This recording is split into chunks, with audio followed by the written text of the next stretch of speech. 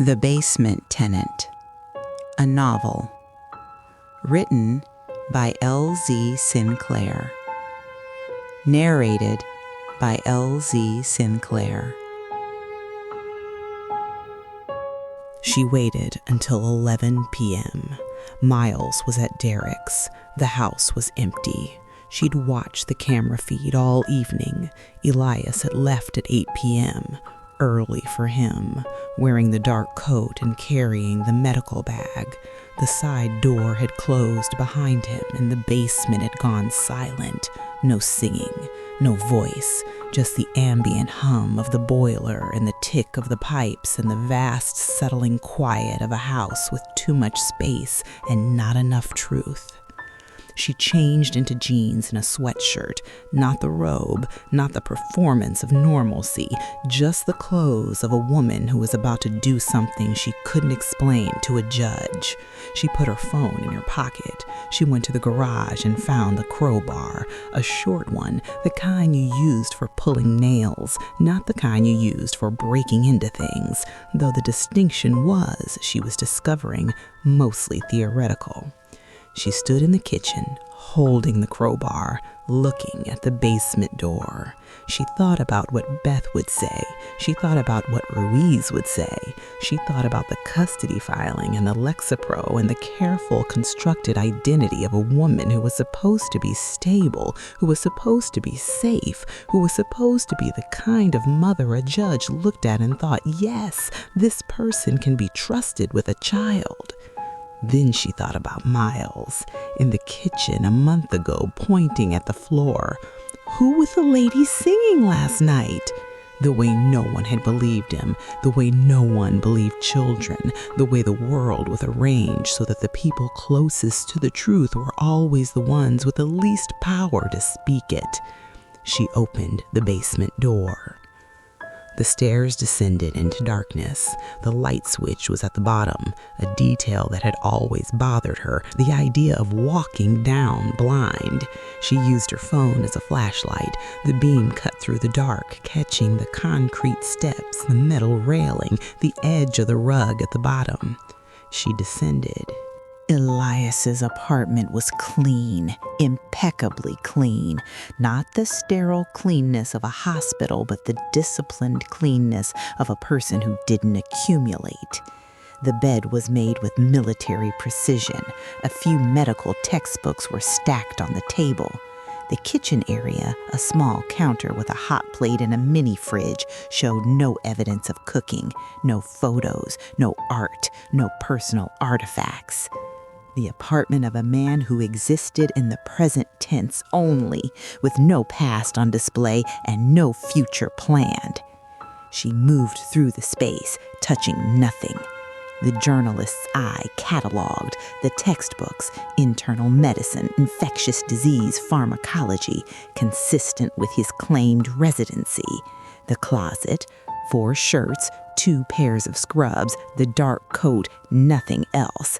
The bathroom, toothbrush, razor, a bottle of ibuprofen. Everything she saw confirmed the story. Nothing she saw explained the voice. She paused at the table. The textbooks were stacked neatly, 4 of them, spines aligned. She tilted her head to read the titles. Harrison's Principles of Internal Medicine, Mandel's Infectious Diseases, Pharmacotherapy, a Pathophysiologic Approach, and the 4th at the bottom, Property Law and Real Estate Transactions in Illinois. The 4th book was not a medical text. It was a legal reference, the kind you'd find in a law office or a real estate firm. She picked it up. The spine was cracked at several points, the margins annotated in the same neat, small handwriting she recognized from the lease.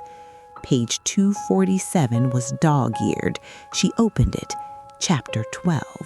Corporate Structures and Property Acquisition, Limited Liability Companies, Shell Entities, and Asset Protection. She set the book down. Her hands were trembling, not from fear, but from the specific vibration of a journalist who has just found the thing that doesn't fit, the detail that turns a story from a collection of coincidences into a pattern. She stood in the center of the apartment and turned slowly, the way she used to turn in a room when she was reporting, not looking for something, but looking at everything, letting the space tell its own story. And the story the space told was this: the room was wrong. Not obviously wrong, subtly wrong. The kind of wrong you wouldn't notice unless you'd spent 17 years walking above it, unless you had an unconscious map of the space burned into your body from a decade and a half of footsteps. The basement was 6 feet shorter than the footprint of the house. 6 feet, the width of a small room, a closet, a cell. She went to the back wall. Drywall, standard, unremarkable, painted the off-white of every rental unit in America. She pressed her hand against it. Cool, solid. She knocked. The sound was different from the sidewalls, higher, hollower, the sound of a surface with space behind it rather than earth. She put the crowbar to the wall. The drywall came away in chunks. It was new. She could tell by the texture, the clean edge of the paper backing, the bright white of the gypsum. Behind it was framing, standard 2x4s, and behind that, another layer. Not drywall this time, plywood, thicker, structural. Someone had sealed this space with intention. She pried the plywood away. It resisted, then gave, the nails shrieking as they pulled free. The sound was enormous in the quiet basement. The scream of metal leaving wood, the groan of a structure giving up what it had been built to hide. Behind it, darkness, a pocket of air that smelt different from the rest of the basement, older, closer, the smell of a space that had been sealed and occupied and sealed again. She shone her phone into the gap. A room, small, maybe 6 by 8 feet. Concrete floor, no window. A cot pushed against the far wall, a thin mattress, a folded blanket. Beside the cot, a plastic bin with empty water bottles, a roll of toilet paper, a battery-powered lantern. Against the opposite wall, a milk crate turned upside down used as a table. On it, a pen, a scarf, silk, patterned, the kind of thing an older woman might wear to church. And a notebook. Carrie climbed through the opening. The room was cold, colder than the rest of the basement, insulated from the heating system by the sealed walls. She stood in the center and turned slowly, and the smallness of the space pressed in on her. Not claustrophobia exactly, but the physical understanding of confinement. The knowledge that a human being had lived inside these dimensions and had measured them with her feet and sung to prove she was alive. She picked up the scarf. Silk, a pattern of gold and green. Kente, she realized, a Ghanaian textile. She held it to her face, and it smelled like nothing. The scent had been absorbed by time and concrete, the way all human traces are eventually absorbed by the spaces that contain them. She picked up the notebook. It was a composition book, black and white cover, the kind you bought at Walgreens for $2. She opened it. The handwriting was careful, deliberate, the script of someone who had learned to write in a language with different letter forms and had adapted over decades to English.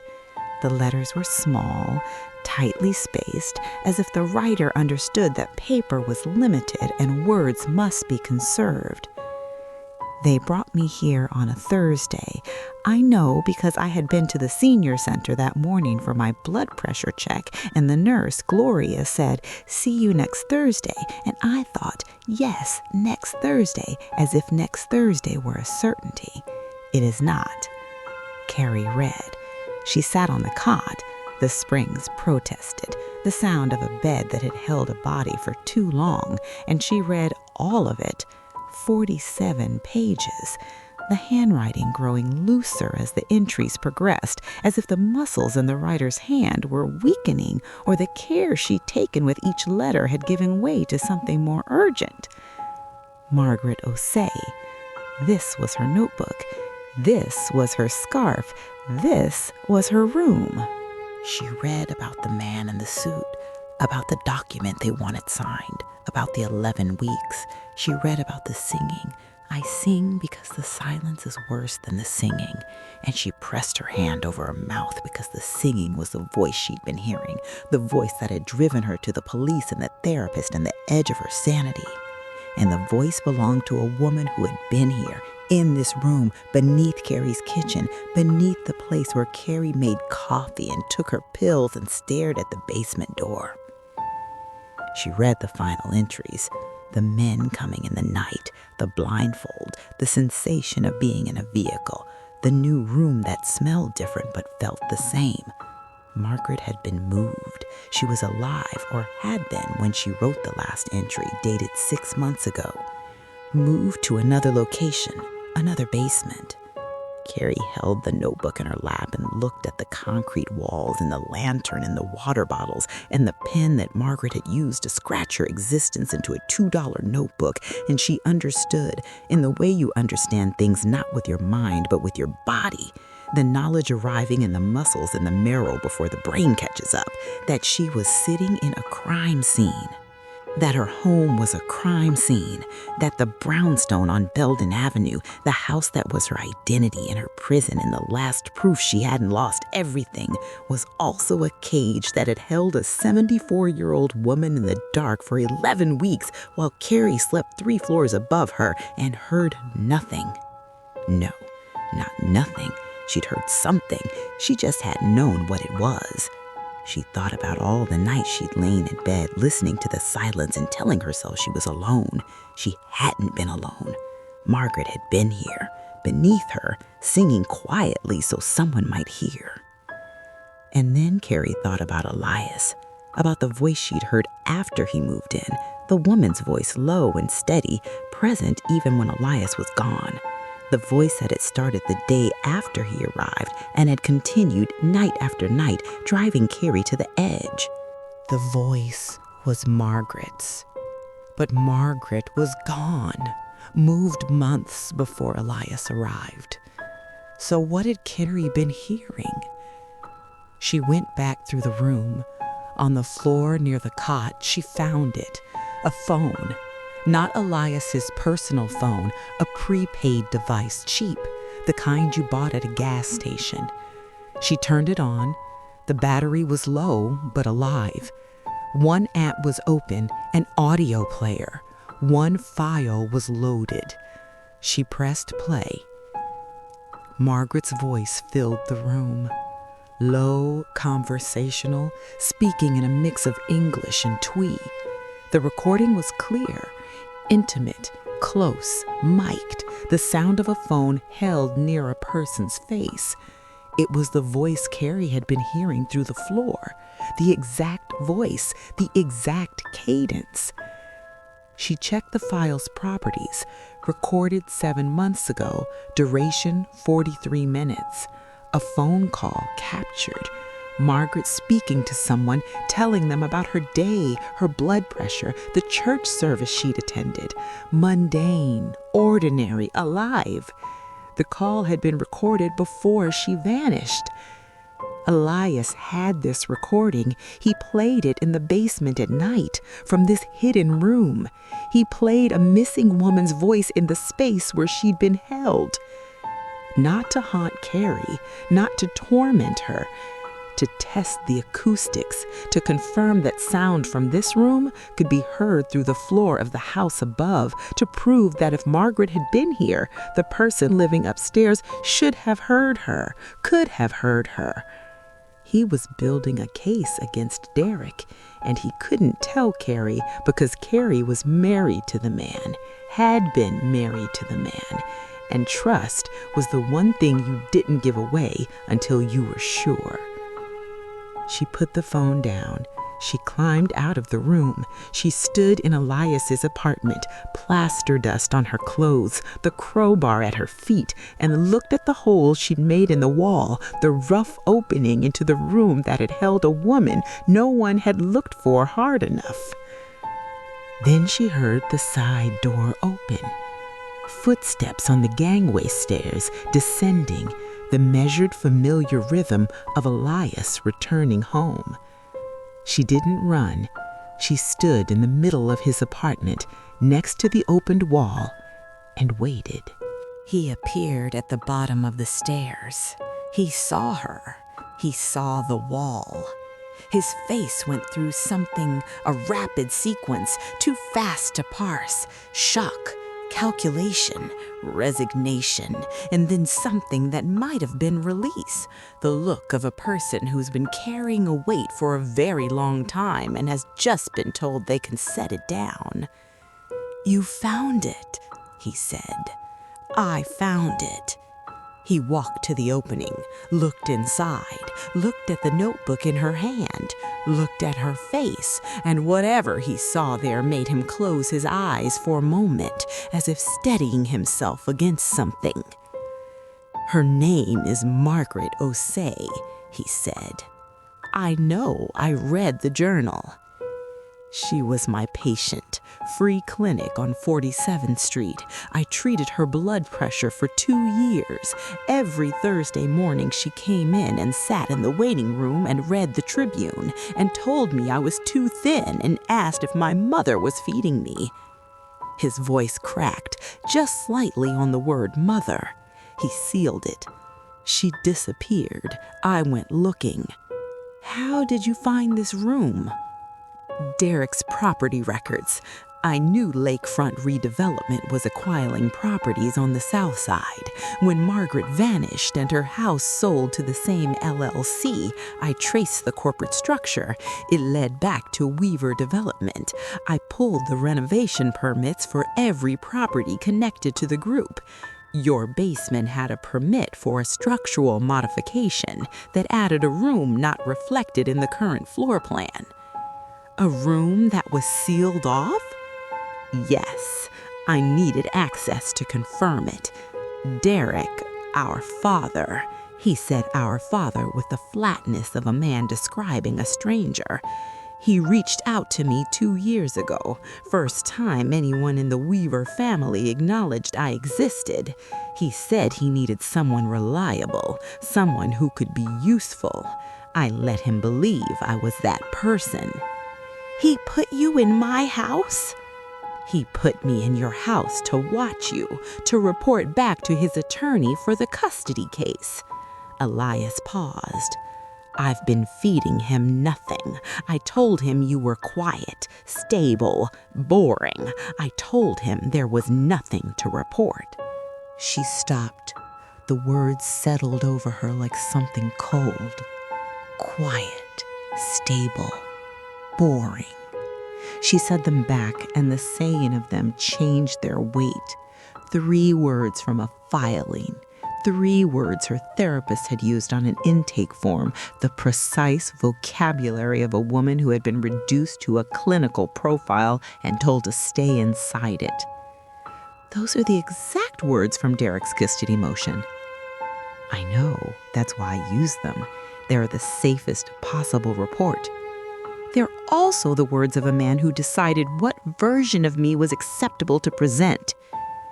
She was still holding the notebook, one hand flat against its cover, and the pressure of it was the only thing keeping her voice at its current register. "You filed the assessment, Elias. You managed the picture. That's not the same thing as nothing." He held her gaze. His jaw was set. He didn't argue, and the not arguing was its own kind of concession. The specific stillness of a person who has realized mid-sentence that they've been holding something wrong. "You're right," he said. "I didn't think of it that way." "I know you didn't." That was the sharper thing to say. Not accusation, but exoneration. The acknowledgement that his blindness was not cruelty, but something more ordinary and more exhausting. The ordinary blindness of a man too focused on the target to ask who else might be standing in the way. She held his gaze a beat past comfortable, then let it go. "And the recording? Margaret's voice?" I needed to prove the room wasn't soundproof, that anyone living above it could hear a person speaking at normal volume from inside, because when this goes to trial, and it will go to trial, Derek's defense will be that he didn't know, that the renovation was standard, that no one could have heard anything through those walls. The recording proves that's a lie. Carrie looked at him, plaster dust in his hair, his eyes dark, exhausted, holding the residue of something she was only now beginning to understand. Not just the investigation, not just the missing woman, but the entirety of it. A lifetime of being the denied son, the erased half-brother, the ghost in the family architecture, a man who had been invisible to the Weavers his entire life and used that invisibility as a weapon. "You kissed me," she said. "Yes. While you were in this house, while you were watching me, for him." "I wasn't feeding him." "You were his asset." The word landed in the room like something thrown. "You were in my house for months, a witness to everything, every pill I took in that kitchen, every time Miles came home, every call I made standing at that window. You had access to all of it, and you kissed me." She heard her own voice and didn't lower it, even though part of her, the part that had been monitoring its own volume for 14 months, wanted to. "Do you understand what that could have done in court if he used you differently? If Lawrence Gill had put you on the stand as a character witness, a resident witness, someone who had been present and attentive and could describe my behavior from inside my own home. That wasn't going to happen. You don't get to tell me what was going to happen. I was married to him. I know how far he's willing to go." She stepped toward him, not because she meant to, but because fury had a physics and the physics moved her forward. The plaster dust was still on her hands. The gap between them was 4 feet, 3 feet, the width of a table that wasn't there. And the whole time, every night I lay upstairs listening, every morning I tried to convince myself I was imagining things. You knew. You had the recording. You knew exactly what I was hearing and why. And you let me believe I was losing my mind because the case needed me not to know. The case needed me unstable, or close enough to unstable that when I finally found out, I wouldn't be credible. She watched his face. The composure held, but the jaw was tight, the eyes careful. The same face he wore in the kitchen, on the porch, across every conversation she'd believed was real. Did Derek know about the kiss? No. Would he have used it? Silence. His hands, which had been at his sides, tightened once and released. Would he have used it, Elias? Yes. Flat. The flatness of a man who had already sat with this, had sat with it in this room, probably, turning the risk of it in his mind the way you turn a stone and check what lives underneath. He would have used it. She looked at him. The distance between them was still 3 feet, and she was aware of it in the specific way she'd been aware of it in the kitchen, as a measurement that felt provisional. She didn't move closer. She didn't step back. The room held its breath. "Was that part of it?" she said. Her voice had come back down, which she hadn't decided to do, which was its own piece of information. The kiss! He looked at her for a long time, long enough that she cataloged the things she'd been resisting cataloging, the plaster dust on his coat that must have transferred from the wall she'd destroyed, the exhaustion in the set of his shoulders, the pulse in his throat. Fast, she realized. His pulse was fast. He was not the only one in this basement doing damage control. "No," he said. That was the part where I forgot what I was doing and remembered I was a person. She didn't know if she believed him. She knew she wanted to, and she knew that wanting to was exactly the problem. The same reflex that had walked her into a marriage she'd spent 3 years excavating herself from. The reflex that said, trust the person standing closest to you without asking whether their proximity was chosen or strategic. She'd been loved strategically before. She knew what it felt like from the inside, the warmth of it, and how the warmth didn't tell you anything true. But she also knew, and this was the thing she couldn't argue away, standing 3 feet from him in the ruins of the wall between them, that when she'd been closest to going under, the thing that had kept her from it was the look on his face across a parlor table.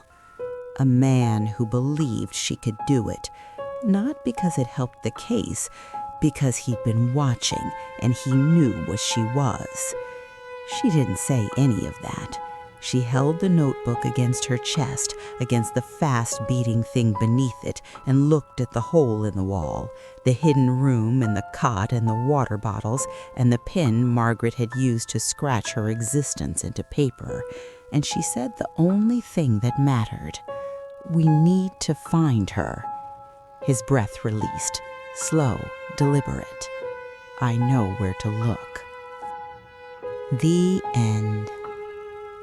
You have been listening to The Basement Tenant, written by L.V. Sinclaire, narrated by L.V. Sinclaire. Thank you for listening.